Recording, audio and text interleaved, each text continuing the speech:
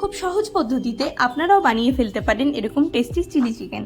প্রথমেই আমরা সবজিটা কেটে নিলাম, মানে পেঁয়াজ আর ক্যাপসিকাম চৌকো করে, তারপরে আদা আর রসুনটা কুচি কুচি করে নিলাম।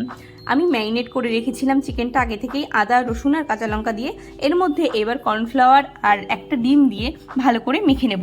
আমি হাতের সাহায্যেই মাখছি যাতে এর সঙ্গে ভালো করে মিশে যায়। তো এবার আমরা এটাকে ভালো করে মেখে নিয়ে 2 মিনিট রেখে দেবো, 5 মিনিটও রাখতে পারেন। তারপরে আমি এটাকে ভাজতে শুরু করব।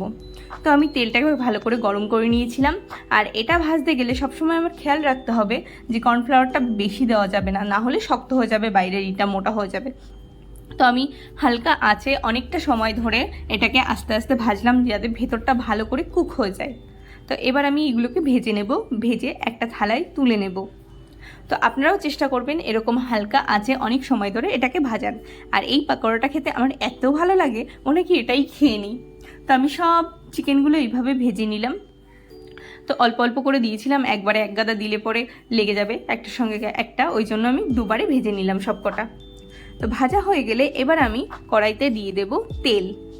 তেল দিয়ে এবার আমি দিয়ে দেব প্রথমে রসুন কুচি আর আদা কুচি দিয়ে এবার আমি ভালো করে এটাকে একটু ভেজে নেব। তারপরে আমাদের কেটে রাখা সবজি যেমন পেঁয়াজ আর ক্যাপসিকামটা এর মধ্যে দিয়ে দেব। তো আমি প্রথমে পেঁয়াজগুলো দিয়ে নিলাম, দিয়ে একটুখানি নাড়া দিয়ে নিলাম, নাড়া দিয়ে তারপরে দিয়ে দিলাম ক্যাপসিকাম। তো এটা রান্না করতে বেশি সময় প্রয়োজন হয় না, মাত্র 10-15 মিনিটে হয়ে যায়, কিন্তু গোছানোটাই একটু মেন। তো এবার আমি এটাকে ভালো করে নাড়া দিয়ে নেব এবং একটু হালকা করে ভালো করে ভেজে নেব। এটা যখন মোটামুটি ভালো করে ভাজা হয়ে যাবে তখন আমি এর মধ্যে দিয়ে দেবো আমাদের ভেজে রাখা চিকেনগুলো। তারপরে এর সঙ্গে একটু নাড়িয়ে নেব। অনেকে কি করে এর মধ্যেই সস দিয়ে দেয়, সমস্ত দিয়ে তারপরে চিকেনটাকে অ্যাড করে। তো আমি এরকম করিনি, আমি আগে চিকেনটাকে অ্যাড করে একটু এর সঙ্গে ভেজে নিয়েছিলাম, তারপরে এর মধ্যে সব সসগুলো দিয়ে দিলাম। যেহেতু একটু ঝালঝাল করব আর আমার একটু স্পাইসি একটু সুইট বেশি ভালো লাগে, ওই জন্য ঝাল মিষ্টি একদম সমান করে দেবো ভেবেছি।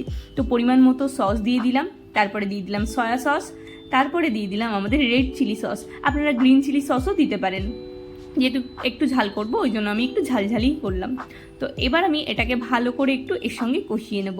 তারপরে মানে 2-4 মিনিট এরকম করে নাড়িয়ে নিয়ে তারপরে আমি এর মধ্যে অ্যাড করব জল। তো আমি একটু গরম জল দিয়ে দিয়েছিলাম যাতে এটা তাড়াতাড়ি ফুটে যায়।